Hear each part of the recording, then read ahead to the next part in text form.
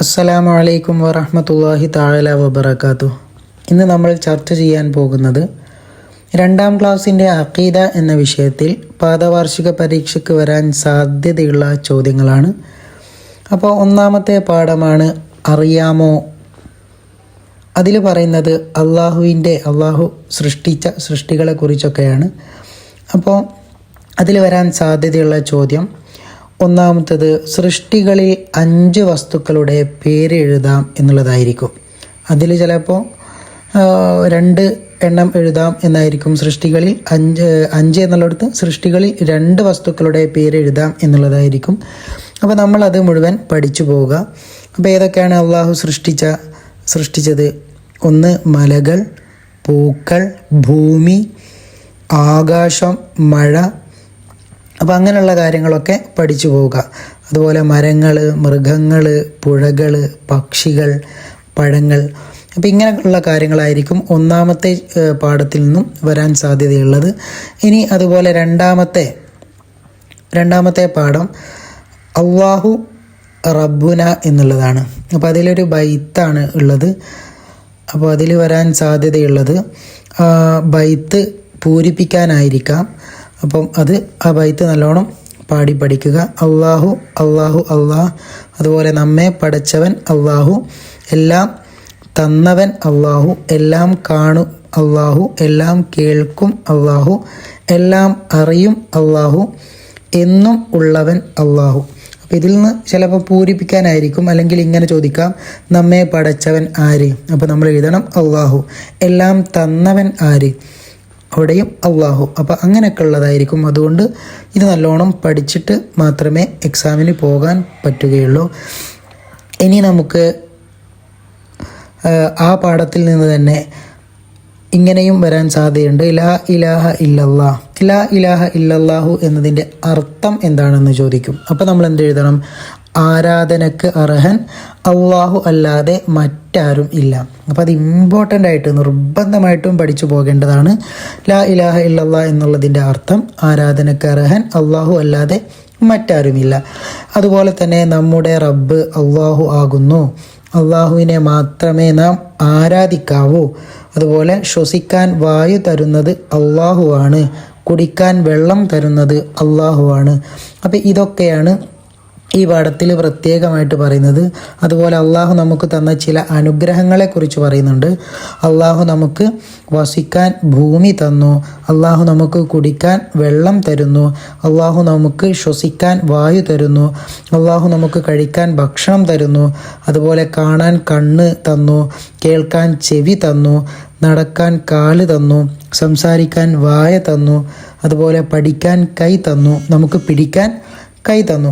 അപ്പോൾ അങ്ങനെയുള്ള കാര്യങ്ങളൊക്കെയാണ് ഇതിൽ പറയുന്നത്. അപ്പോൾ ഇതൊക്കെ നല്ലോണം പഠിച്ചു പോവുക.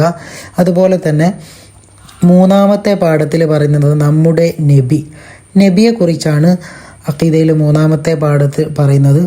അപ്പോൾ അതിൽ പറയുന്നത് ഏതെല്ലാമാണ്? നമ്മുടെ നബിയുടെ പേര് മുഹമ്മദ് മുസ്തഫ സല്ലല്ലാഹു അലൈഹി വസല്ലമ എന്നാകുന്നു.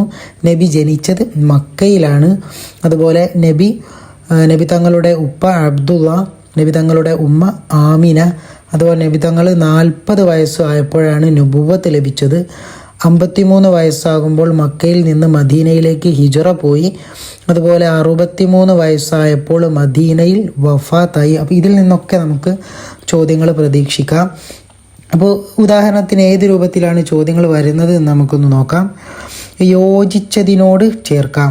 അപ്പോൾ 40 വയസ്സായപ്പോൾ നബി ജനിച്ചു എന്നാണോ, അല്ലെങ്കിൽ നബി വഫാത്തായി എന്നാണോ, അല്ലെങ്കിൽ നബി സല്ലല്ലാഹു അലൈഹി വസല്ലമയുടെ ഉപ്പ എന്നാണോ, അല്ലെങ്കിൽ നബി സല്ലല്ലാഹു അലൈഹി വസല്ലമയുടെ ഉമ്മ എന്നാണോ, അല്ലെങ്കിൽ നുബുവത്ത് കിട്ടിയെന്നാണോ? അപ്പോൾ ഏതാണ് വരിക? 40 വയസ്സായപ്പോൾ നുബുവത്ത് കിട്ടിയെന്നാണ്.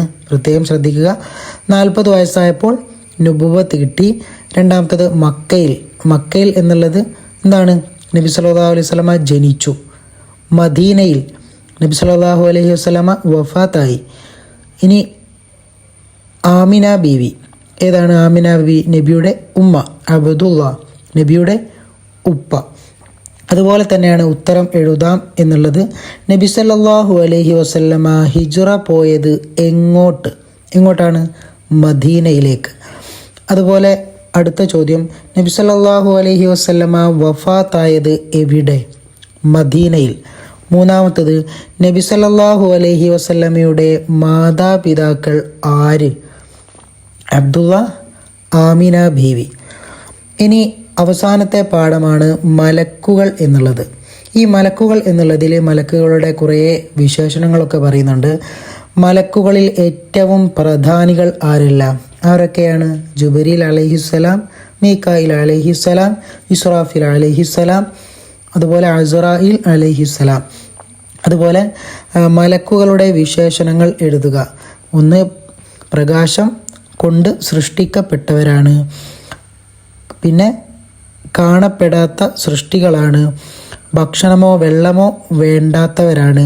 ഉറക്കമോ ക്ഷീണമോ ഇല്ലാത്തവരാണ്. എപ്പോഴും അള്ളാഹുവിന് വഴിപ്പെടുന്നവരുമാണ്. പിന്നെ അതുപോലെ തന്നെ മലക്കുകളുടെ എണ്ണം അറിയാം. ആർക്കാണ് അറിയുക? മലക്കുകളുടെ എണ്ണം അള്ളാഹുവിന് മാത്രമേ അറിയുകയുള്ളൂ.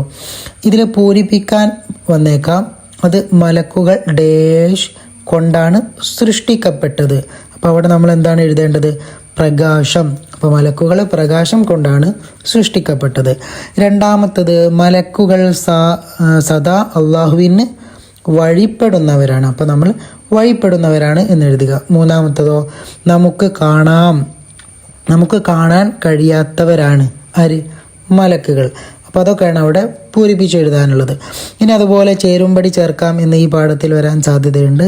മലക്കുകളിൽ പെട്ടവരാണ് 4 അള്ളാഹു, ഇസ്രാഫീൽ അലൈഹിസ്സലാം, മനുഷ്യർ.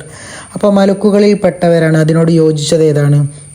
ഇസ്രാഫീൽ അലൈഹിസ്സലാം എന്നുള്ളതാണ്. അതുപോലെ നാം പഠിച്ച മലക്കുകളുടെ എണ്ണം എത്രയാണ്? 4. മണ്ണിനാൽ പടയ്ക്കപ്പെട്ടവർ മനുഷ്യർ. മലക്കുകളുടെ എണ്ണം അറിയുന്നവൻ ആരാണ്? അള്ളാഹു. അപ്പം ആ രൂപത്തിലൊക്കെ ആയിരിക്കും ഇതിൽ നിന്നും ചോദ്യം വരിക. അതുപോലെ വേർതിരിക്കാം എന്ന് പറഞ്ഞുകൊണ്ട് മദ്രസ, ജിന്ന്, മനുഷ്യൻ, മലക്ക്, പേന, പിശാജ് ഇങ്ങനെ തരും. എന്നിട്ട് കാണുന്നവ, കാണാത്തവ. അപ്പോൾ നമ്മൾ കാണുന്നവ ഏതെല്ലാമാണ്? മദ്രസ നമ്മൾ കാണുന്നുണ്ട്, മനുഷ്യനെ നമ്മൾ കാണുന്നുണ്ട്, പേന നമ്മൾ കാണുന്നുണ്ട്. പക്ഷേ കാണാത്തവ എന്നുള്ളതിൻ്റെ കോളത്തിൽ ജിന്ന്, മലക്ക്, പിശാജ് അങ്ങനെയുള്ള കാര്യങ്ങളൊക്കെ എഴുതാം. അപ്പോൾ ജിന്നിനെയും മലക്കിനെയും പിശാചിനെയും ഒന്നും നമ്മൾ ഇതുവരെ കണ്ടിട്ടില്ല. അപ്പോൾ അതുകൊണ്ടാണ് അവിടെ കാണുന്നവ എന്നുള്ളതെടുത്ത് കാണുന്ന കാര്യങ്ങൾ എഴുതി കൊടുക്കുക, കാണാത്തവ എന്നുള്ള കാര്യത്തിൽ കാണാത്ത കാര്യങ്ങൾ എഴുതി കൊടുക്കുക. ദുആ വസിയത്തോടെ നിർത്തുന്നു. വആഖിർ ദഅവാന അനിൽ അൽഹംദുലില്ലാഹി റബ്ബിൽ ആലമീൻ. അസ്സലാമു അലൈക്കും വറഹ്മത്തുള്ളാഹി തആല വബറകാതുഹു.